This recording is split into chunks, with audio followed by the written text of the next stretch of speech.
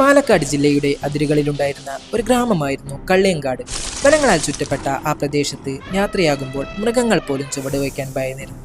അതിന് കാരണം ആ കാട്ടിലെ നീലി എന്ന ദുരാത്മാവായിരുന്നു.